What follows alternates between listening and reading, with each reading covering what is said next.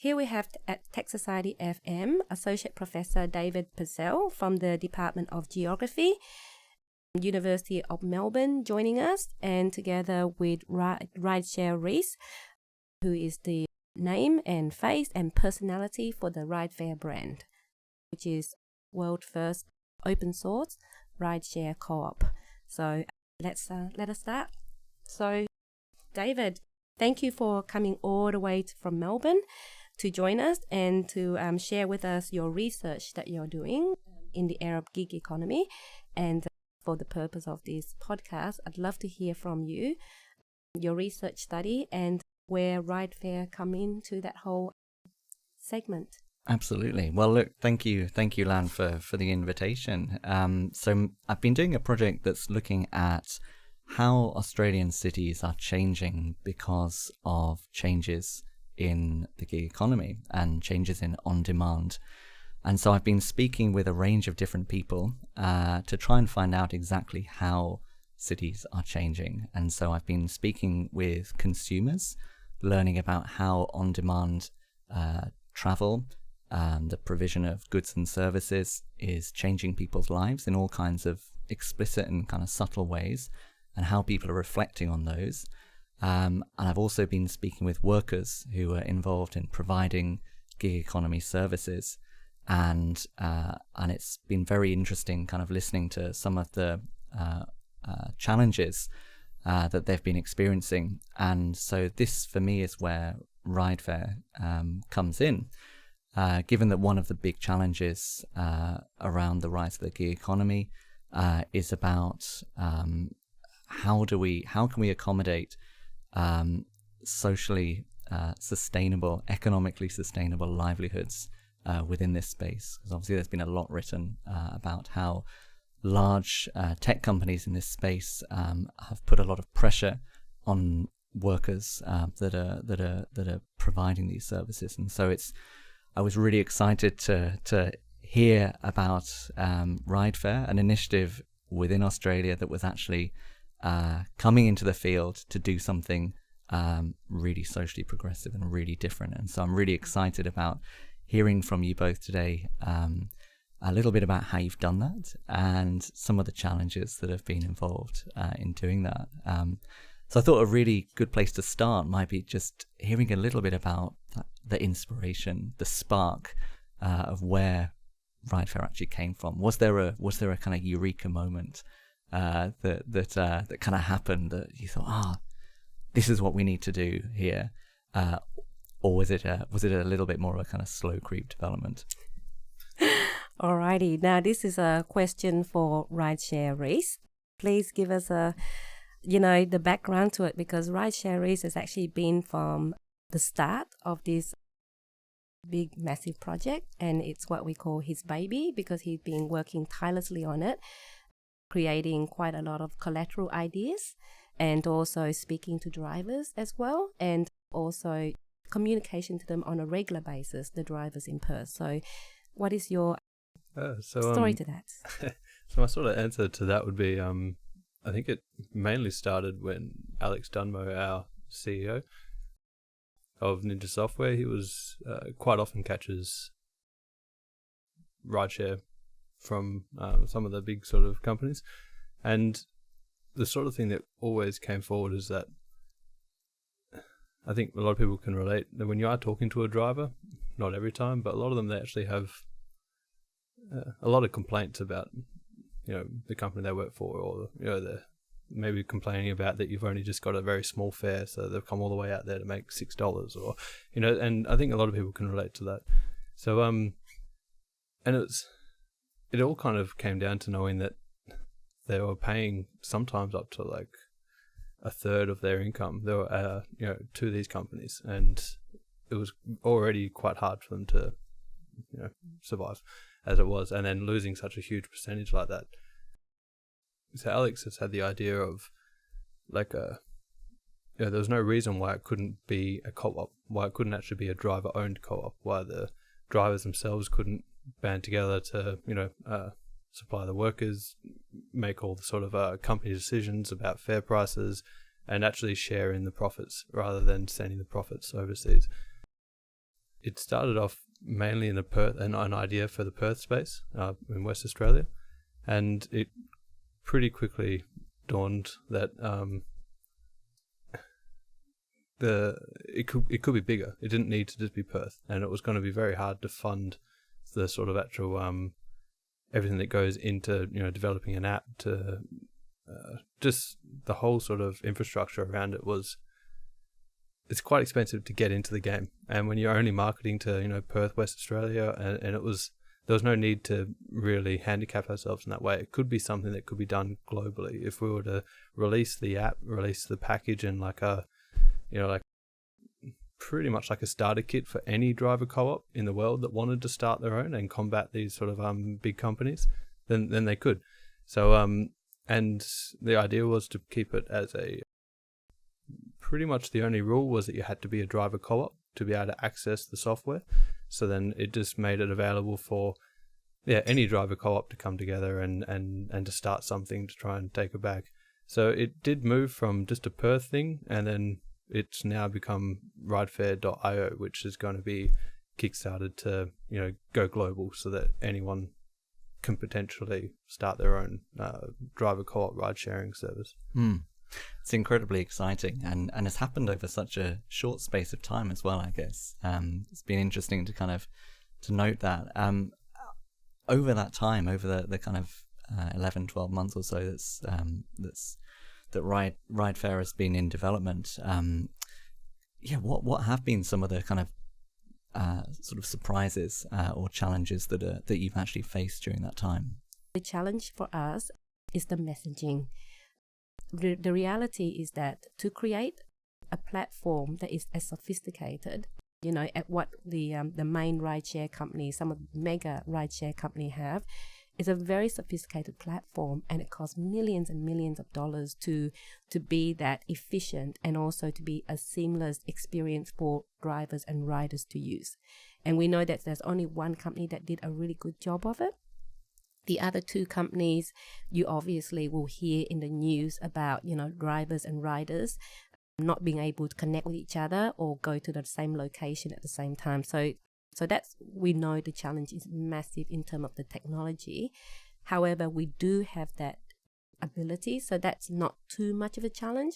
The challenge is just to get the message out to market of our intention and what we're trying to do.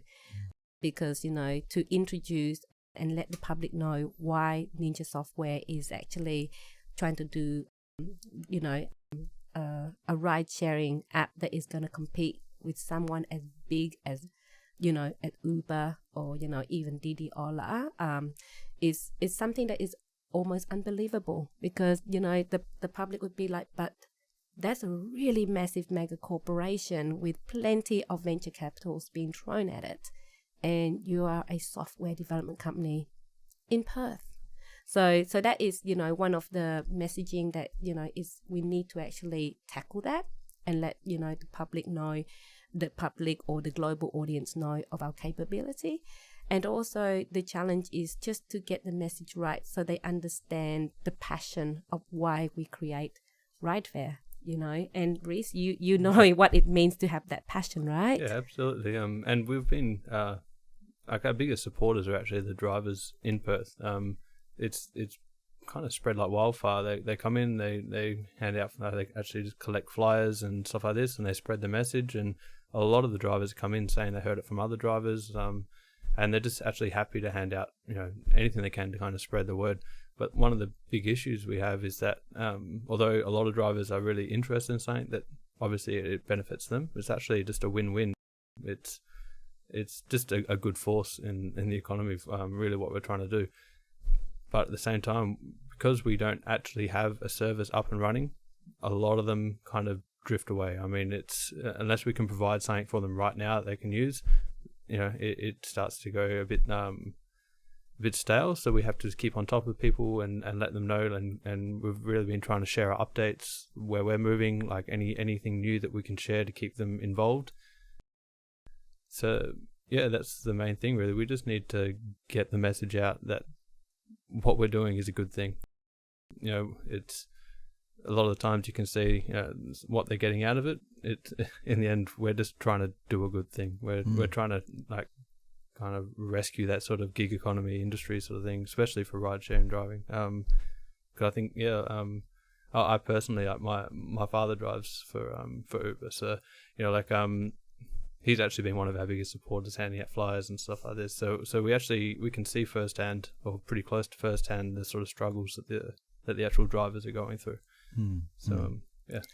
Absolutely. I was really interested when you were talking about when you were spreading the message about RideFair that drivers really like it, but you implied that there's maybe a little bit of almost kind of disbelief from maybe the wider public. I'm kind of interested in hearing from you about the range of responses that you've had from different people. Well, we've actually had a lot of positive feedback when we, obviously there is the disbelief, but in our actual research, we've been contacting a lot of drivers. We've collected quite a large number in Perth of actually drivers that would be interested in driving for RideFair, or like that just want to sign up for the newsletter to keep informed. And in that, we actually send out quite a lot of surveys and just ask them things like, what is the least fair aspect of driving for rideshare, or what is your greatest grievances and stuff like this. So we've collected a lot of obviously we're collecting this so that we can build a fairer app, we can build a fairer system, but it's also gotten the drivers involved, and it feels like they're actually part of making the change. So it's the feedback we've got from the drivers themselves, they're interested and they're happy to provide feedback, they're happy to to voice their concerns, and knowing that we're actually collecting them for the direct reason of trying to fix these problems. The feedback from drivers themselves have been very positive. We're also sharing it through public networks for the riders as well. I think it's going to be a while. It's until we actually have the product ready to go that then we're going to probably get a lot more feedback from the riders themselves, because massively it's the drivers that are actually sort of signing up for the newsletters and giving us feedback and stuff like this. It's because the riders don't really know until they know what we're actually offering. So but it's been a positive sort of experience from my experience. Whenever we have people coming in, everyone's really interested, and I think everyone loves the underdog story. Everyone knows what these big corporations are doing to the industry. So quite often you feel like with any sort of thing going wrong in the world, you think, I'm just a small guy, I don't know what else I can actually do to help. We're actually providing like something that people can look towards that is trying to help. So it's been overwhelmingly positive, the feedback we have been receiving. Yeah, and I just want to add to what Reece just described, and I forgot to introduce myself. So I'm actually the RideFair Evangelist. So my job is to spread the words and also to get a strategy behind it. And as I introduced myself earlier to yourself, is that my job is also to turn RideFair into a verb, so that we're going to ride fair it here and there.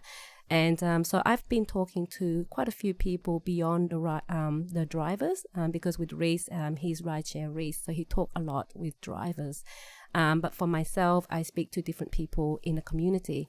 And if you actually look just for a start at the name on the steering committee, a lot of them have very high social impact mindset and action, and a lot of them I have spoken to and actually share the message. And what is incredible is that I've only need to tell them the story once and they get it, because again, people with high social impact mindset understand the value of what RideFair is about, which is bringing fair pay to drivers or workers in the gig economy, and they like that. A lot of them also, when I say a lot, is, just a number of them, they do catch, the like of big mega corporation, rideshare company. And there's a guilt involved because they realize that, the drivers are not paid necessarily a fair or equal pay, but it's a very convenient service. So without knocking what has been created already, we really think that the rideshare situation now is incredible, because in a way, they have done a good job educating the market to actually use rideshare. But where they could have done it better, and where we will come in as the evolution of the rideshare industry, is being able to show people that they can have ownership in it, as opposed to being stuck as part of the cog in the big machine, and that they are disposable down the track if there is automation, So that's where I find that our message really hit home. And the positive responses has been quite incredible in terms of people do, cheer us on and just say what you're doing is fantastic, and and you got our support. In the moral support is actually very high, because I think people do connect to the David versus Goliath analogy. They do see us as David with less finance behind us, but the passion to do what's right is there. So that's a positive support. What I meant in terms of the challenges for us is making sure that we can turn that support into some sort of financial commitment, so that when we do launch our Kickstarter campaign, that level of support that we are garnering in the market will actually, dip into the pocket and actually contribute what they can or what they feel is right to make this a reality. It's really exciting. Mm-hmm. One of the really interesting things about transport in cities these days is how people value things like convenience, and they value value for money, and they value being able to get somewhere as quickly as possible. And so obviously the big rideshare players in the market have come in with these really revolutionary apps that are that are incredible in all kinds of ways. They've got this kind of magical power, and I suppose it's kind of interesting hearing from consumers about how their travel habits have been changed in all kinds of ways with these apps.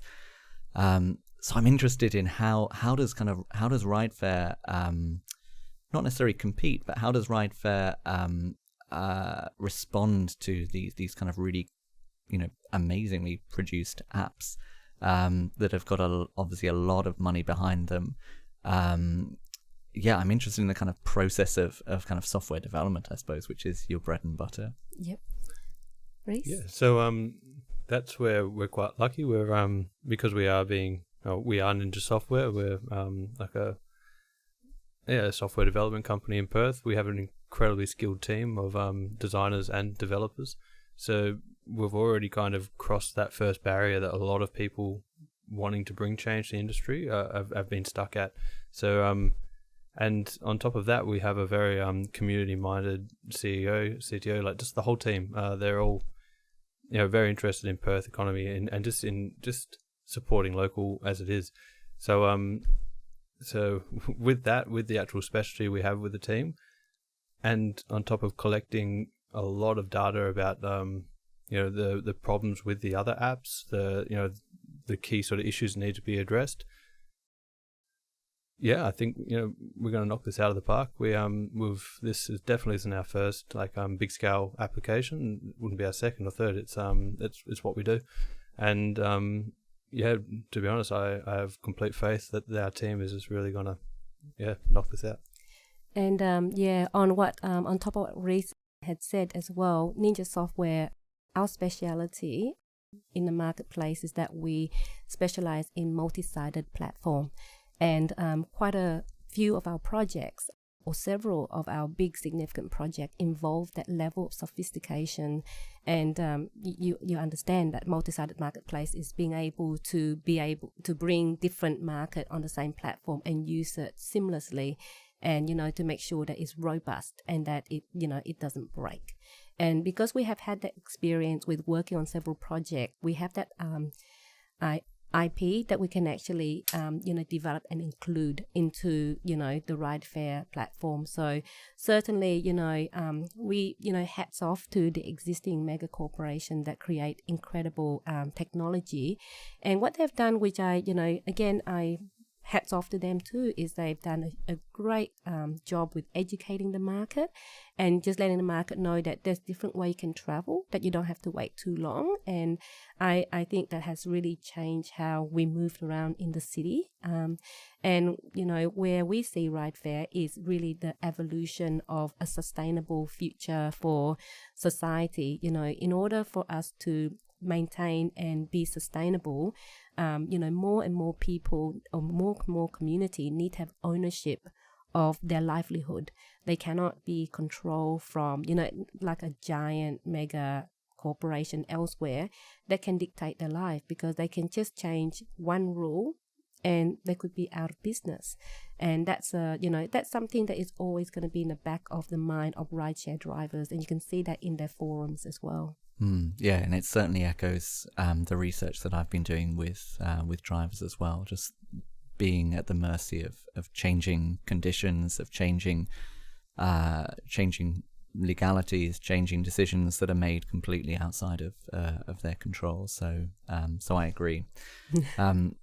I've just got a question about one of the things that I've been interested in talking with consumers about is the element of reputation. So the star rating of drivers and of riders. And it's interesting actually hearing about how, on one hand, in all kinds of ways, people say that this has improved the experience of the service, it's improved or it's enhanced people's interactions. But the flip side of that, obviously, is that this kind of rating culture performs a really disciplining role, both for drivers and also maybe for riders themselves. So I'm interested in hearing your thoughts on whether RideFair can kind of respond to some of those challenges. Yep, so that's definitely one of the...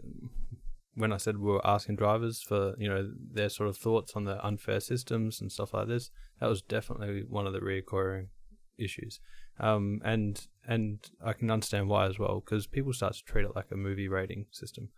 And it's very rare you're going to see a movie that had 5 stars. So like even, you know, even if you had just a very standard trip, you ordered your app, you ordered the you know, your rideshare, you got in, they took you there, it's all good. And there was no dramas. So it's very hard for someone to say, yep, 5 stars. They're going to say, oh yeah, 4, 3, or, you know, but they don't actually understand this damages the driver's actual, you know, the perks that he unlocks from having a high score. To have, I think you have to be at like 4.5 stars or something, and then you actually start unlocking these things like cheaper fuel discounts and more information available about the trips you're about to be doing and stuff on the app. So every time they cop like a 3 star from someone that just, you know, doesn't care, or someone that just didn't like the look of you or something, you know, and just for things like that, it's just it's not fair. And on top of that, if they didn't even take these things into account, so where if I was a rider and because there's also a star rating for the riders as well, if I was a rider and I only had 1 star, you know, and I've caught, you know, multiple hundreds of drives, it's pretty obvious that I'm not a great passenger. But then if I was to then make a complaint about someone with a 5-star rating and said, oh, you know, he was a racist, or anything I want, like if I could write anything, they wouldn't actually take our 2-star ratings into account before they started to make any sort of decision. They would straight away ban the driver, and then they would look into the thing. But while that driver's banned, this is his source of income, or her source of income. She can't work, she can't do anything. So although they have to obviously listen to the complaints, otherwise, you know, it has to be addressed. The actual star ratings, things like that, is never actually looked into, and we don't think it's a really great system in the first place, purely because it's pretty hard to get someone to hit a 5-star rating. So we want to go more. We'll spitball a few fixes to these problems. The one that we're kind of leaning towards pretty much is just like something basic, like a thumbs up, thumbs down. Like, yes, we got there was no dramas, or there was an issue, and then you could make the complaint. So it just kind of it takes that whole, you know, movie review mentality out of the whole system, and it's you know, it's definitely a hard one, and so that was our sort of best idea to keep things fair, especially for riders and drivers as well. One of the things that I'm also interested in hearing about is, I suppose, the hard-nosed end of things, so finance and money. And obviously the situation with some of the large rideshare companies is that people's journeys are essentially subsidized by Silicon Valley venture capital. So I'm interested in how you've gone about thinking about I suppose the slice that drivers get, but also the kind of overall costing, and whether you think people will be willing to actually part with a bit more money to give drivers a fairer wage. In the end, because it's going to be owned by driver co-ops in any city that wants to, they're going to have some control over the fares they set and the rates. But obviously, they're going to want to stay competitive. The big thing is that the original plan was that the driver would keep 95-96% of their actual fare from every trip, and then the small cut, 4 or 5% or less, is actually gets sent to the co-op and the RideFair to cover maintenance costs and development of the app, stuff like this. But then the actual dividends get paid back out to the drivers, to the owners of the actual co-op. So they have a lot of control over it themselves, but in the end they're going to have to stay competitive because these big names are so they're so deep in everyone's mindset and what they're using and stuff like this, that it's in their best interest to stay competitive. But the big thing is that we're not taking the 30% that these other companies are, so it's pretty easy to see that it's going to be a win-win for the drivers themselves, as not only are they building towards a future for themselves where they're actually every day that they're actually building towards improving their co-op and being their own boss and knowing their bosses and being part of that sort of team, rather than just clocking on, clocking off, and never really even knowing who you're working for, really. So they've got that, and then they've also got the fact that they're keeping such a larger percentage of per fare as well. So that's pretty much the gist of that. And from a rider perspective, you find, as like Reece said, the fare would be quite competitive, so the riders would benefit. And even if it would be, initially, probably find that when you're going for a big giant and somehow it seemed to be seen as an attack, then obviously there's going to be some sort of counterattack, I would imagine. So they can't afford to actually just lower the fare. Like I noticed some mega corporations have done that, not lower the fare, but lower the commission they take from the drivers, and so they can be even more competitive. But you find, again, like what Reece said, is that when drivers have ownership of the co-op, they would be the one that is actually, sharing and telling the story, and they would be encouraging the public to be using RideFair. So we are expecting that experience, and also with the public as well.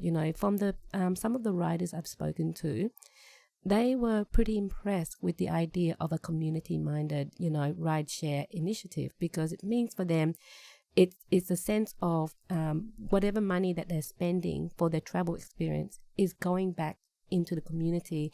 So in terms of taxes, the wealth that is created by the driver is actually going back into their community to build hospital, to build schools. So to them, it's like, if it was $1 here more, $1 there more, it still means that money stays in the community, and that's a massive story that we want to make sure that is shared to the public. And I think if given the option, people do go out of their way to support local. I know there is obviously a tipping point where it's too hard to support local, or but I think if it's there and it's, like Lan said, maybe $1 here, I think when given the choice, most people want to do the right thing, and that's where we know that supporting your local community and supporting your local drivers, in the end you rely on these people for they're driving you around, so and you're using them quite often every day. If you can go out of your way to support these people, we're hoping that the rest of the people feel the same way as we do, and that people actually will do this. And I think with the co-op, because there's ownership, like when you talk to any small businesses in Australia or anywhere, I imagine, when you have ownership of a business, you would actually be quite vigilant with doing your research and understand your market. So I imagine, as the drivers would do, is they would actually be, having general conversation with the riders and just understand what the riders are comfortable with. If it was the case of paying a little bit more. That's just in the worst case scenario, but we imagine that the way that this is run, where they keep most of the money, they're not paying huge commission, to another company outside the country, then, it would be very competitive in terms of the fare. And that's why it's called RideFair. And I would imagine that there would be all kinds of really productive conversations, relationships that you could have with large employers, obviously in Perth to start off with, and then beyond. Obviously, many large corporations have a very important social responsibility charter, and I would imagine would be incredibly amenable to supporting this. Absolutely. And we have the website ridefair.com.au, which is we're hoping that Perth will be our pilot example of RideFair working. So that's definitely what we're looking into. Brilliant. And just very curious as well, David, because, it's so much about us talking about RideFair. And we're curious about your research into the gig economy and also particularly with the ride-sharing gig economy and where you see RideFair sit in that space. I think what's been really interesting talking with riders, as I suggested at the start, that these companies and these new apps that have come onto the scene in the last 5-6 years or so have really revolutionized the way that people travel.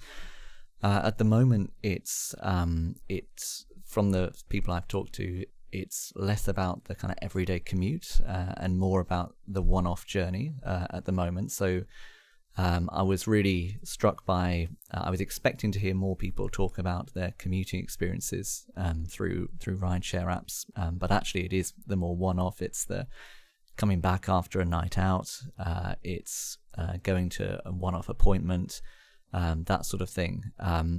So that was a real surprise, because I know that a lot of the bigger companies are kind of actively thinking about ways of kind of encouraging people to commute as opposed to just those one-off journeys. So that's could be interesting for kind of RideFair to think about that space. But I think also what is really encouraging is I think pretty much everyone I spoke to had and I had 750 survey responses for that I from my original call for users to come forward, and everyone that I spoke to, I did 30 interviews with people that use these apps, in-depth interviews, and every single person had a real social conscience about them, to put it quite simply. They loved the services, they loved the convenience, they loved the value for money, and yet, in spite of all of these benefits, there was something that was niggling them about using these things. And so it was actually really interesting to hear about how people, even over short space of time, have actually reflected on their travel habits and have responded accordingly. So people talked about how, for example, they found that there was a period where they were overusing them, for example, but they became increasingly troubled about devoting large sums of money to these big companies, and so they were kind of pulling back from doing so. So it was, from my perspective, it was really interesting. Very often we talk about consumers as if they are somehow kind of agentless, that they're in the sway of kind of rational decision making, but actually every single person I talk to kind of incrementally over time is weighing up, what is this doing? What is this doing for me, but what is this doing for the kind of wider community? And so for me, that's a really positive thing, because I think that something like RideFair will give people an option. It'll give people an opportunity to actually make decisions that sit better with them potentially. That's very interesting, because that's the kind of conversation we've been having with regards to the messaging.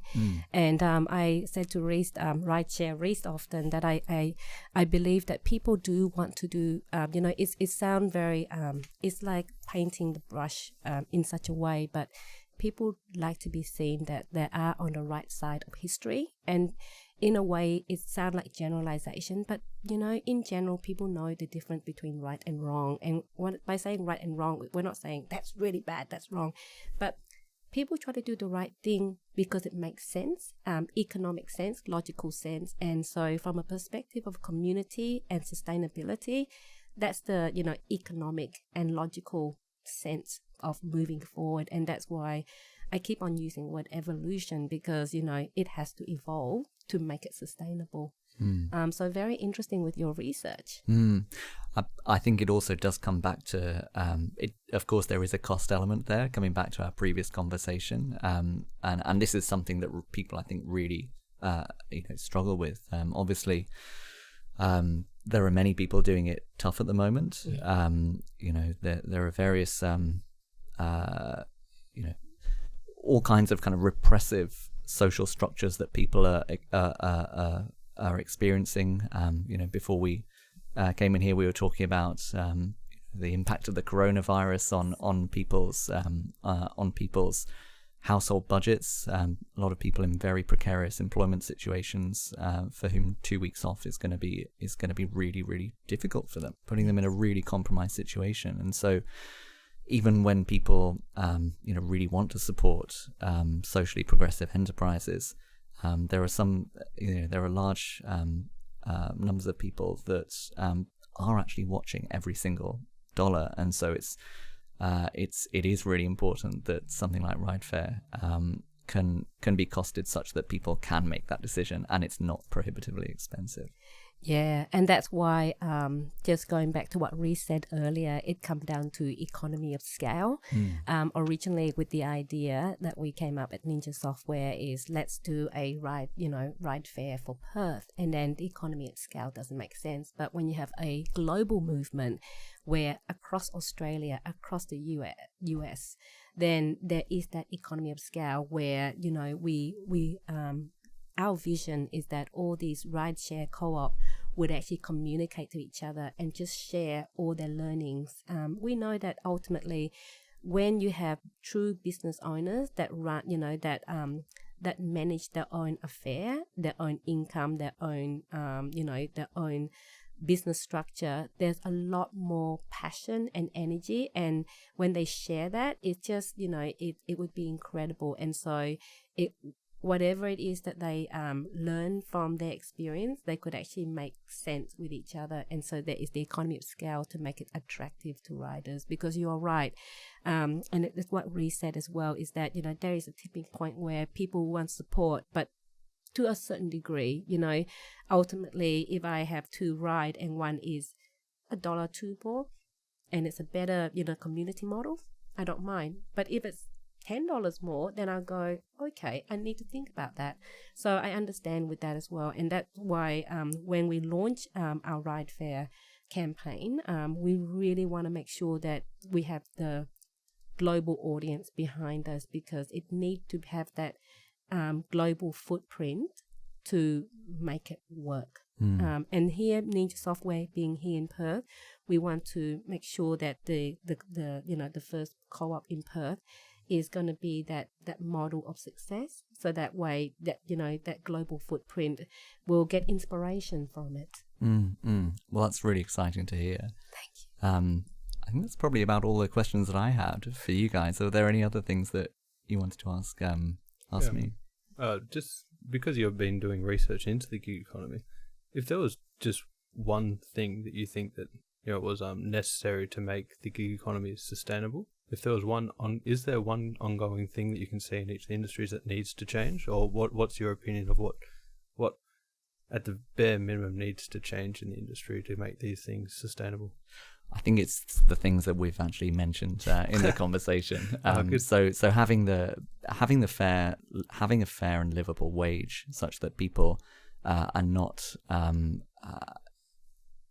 are able to actually have a lifestyle that they can support their families without fear that conditions or that the situation is gonna change in the way that some certainly drivers have talked to me about in the last few years. So some sort of certainty about as much as they can about the conditions, and that they're kind of guaranteed for a length of time. It's all about supporting a fairer wage and one that they can actually plan and kind of control have over. some control over. Exactly. And it comes back to what we were also saying earlier about decisions being taken at a kind of local scale, not in some headquarters overseas, and such that they know that funds are going to be reinvested in communities as opposed to offshored.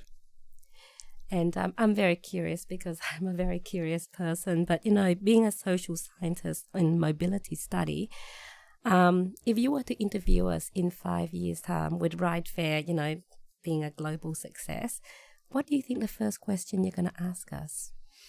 Oh, that's a great question. I think what I'd be really interested in asking you is about how you have successfully integrated RideFair with other public transport systems. So obviously, a lot of transport engineers and public transport modelers have said that in the future, as cities grow, as urban populations grow, still the most effective and efficient way of getting people around is en masse in public transport. So my hope over time is that government investment, especially in public transport, enhances.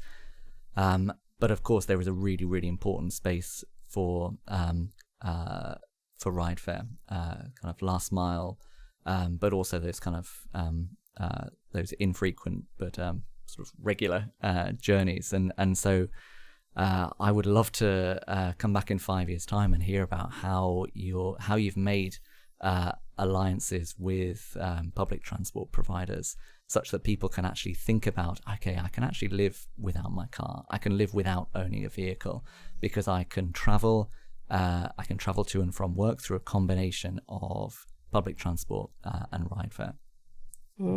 Park that thought, because I'm actually working something in the background as a strategy, and I might even be able to answer that question much earlier. That would be wonderful. Alrighty. Maybe I just kind of wanted to leave on a bit of a happy note. So you've been doing research into the gig economy. I'm guessing a lot of different industries involved in the gig economy. I'm just kind of curious myself. What would be your pub story if you're just talking to your mate at the pub and about the research you've been doing? There's got to be one sort of funny story or the best story or just something interesting that you've found while talking to people in this economy that you would bring up over a beer or something. Like what would be your sort of the one story that stands out for you? Oh my word! Well, I think for a start, everyone's story is unique and different and has stuck with me in all kinds of ways. I've heard a lot of sad stories, and they're really, really difficult as an interviewer to actually kind of listen to, and because you're sitting with someone who is experiencing real hardship. I think the lighter interviews that I've had have been with people who, for various different reasons, have had to take some leave from their main job and have been kind of dabbling in the gig economy space. So I've talked to many people who, for whatever reason, have had to take a couple of months off work, but then got bored and wanted something to do with their time. And that's been quite an interesting refrain, actually. That for quite a few people that I've talked to, it's actually a response to just sitting at home watching Netflix. I need to get out and talk to people. And so one woman that I talked to, for example, decided that she would start mystery shopping, and we talked for an hour about all kinds of hilarious moments that she'd had in doing this mystery shopping. And she acknowledged that this is, she enjoyed it partly because she didn't have to rely on this for income. So I think there's a real, coming back to the kind of the main game here, that there's a real distinction between people who do this for a little bit of top-up cash on the side, or because they're bored, and people whose livelihoods this is this is totally dependent on. I mean, all the research that I've read so far in the social science literature shows that that's the big divide. And so if RideFair can really kind of assist those people for whom this is their main and sole income, that will be a wonderful thing. Can I say something about that?